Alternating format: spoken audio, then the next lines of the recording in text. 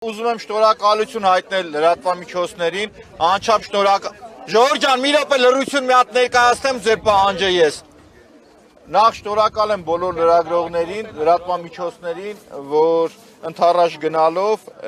այս անարդարությանը այսօր եկել եք լուսաբանելու, շնորհակալություն եւս մեկ անգամ։ Տեսեք, մի քանի օր առաջ ինձ on-line տիրույթում գործող վարորդները դիմել էին, ներկայացրեցին խնդիրը, որը որ ես ընդունում եմ շատ անարդար, որտեղ որ գտնում եմ, որ նաև պետությունը չկա, իր գործառույթով պետությունը ընդհանրապես չկա։ Եվ ինչու՞մն է կայանում տրամաբանությունը։ Այսօր on-line տիրույթներում գործում են, աշխատում են շուրջ 130,000 վարորդներ, որոնցից 40,000-ը ընդունեն կարող են լինել նույնիսկ մեր ոստիկանները ստեղ կանգնած, ովքեր աշխատանքի ժամից հետո իրիկունը տուն գնալուց մի հատ գործ են անում, որպեսզի իրենց օրվա հացը վաստակեն։ Մնացած ժողովրդի մեջից 40,000-ը նվազագույնը ամեն օր այս մարդիկ աշխատում են եւ իրենց ամսական վաստակածը 200,000 դրամից ավել է։ Դրա դիմաց այս մեր վարորդները, մեր շատ հարգելի այս վարորդները, որոնք բոլորը կանգնած են այստեղ, ինչ են վճարում։ Տեսեք ինչա տեղի ունենում։ Նվազագույնը իրանք վճարում են 25-ից 31% տարբեր գումարներ։ Հիմա ես բացեմ ինչ գումարներ են իրանք վճարում։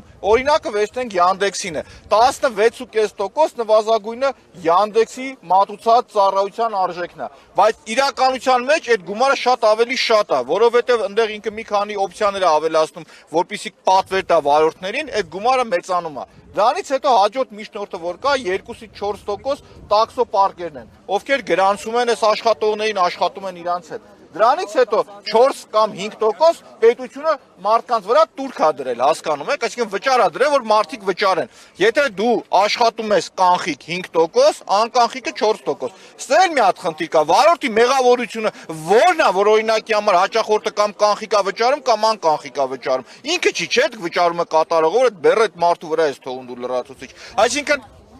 ինչպես է կոչվում այդ գումարը 4-ից 5% որ վճարում են։ Չէ, դա պետ տուրք է կոչվում, դա պետ տուրք է կոչվում։ Տեսեք, հիմա վարորդների պահանջը ինչու՞մն է կայանում ամբողջությամբ։ Առաջինը այն, որ իրանց տոտալ իրավունքները ոտնահարվում է, եւ մեր երկրում չկա մի կառույց, կլինի մարդու իրավունքների պաշտպանը, կլինի կառավարությունը, կլինի ՏԿ-ն, որ կզբաղվի այս մոտ 100,000 աշխատող մարդկանց իրավունքներով։ Չկա նմանատիպ կառույց։ Երկրորդը որ կա, վարորդների պահանջը որ կա, ասում է ես վճարում եմ պետ տուրք, համարվում եմ աշխատող պետության ներսում, 200,000 դրամից ավել էլ ես վաստակում եմ, բայց ես չեմ համարվում աշխատող։ Վաղը թոշակ չեմ ստանա։ Ես այսօր գնում եմ բանկ վարկ ստանալու, ասում է դու չես աշխատում, դու գործազուրկ ես օրինակի համար։ Բայց փաստացի այս մարդը գրանցված է, տուրք էլ վճարում է։ Այսինքն էսի պետության կողմից ռեկետ է, եթե ռեկետ չի պետություն, բա դու այս վարորդներին ինչ ես հետ տալիս։ Սրա դիմաց դու իրանց ինչ ես հետ տալիս։ Այսինքն հիմա եթե հաջորդ կետն էլ է,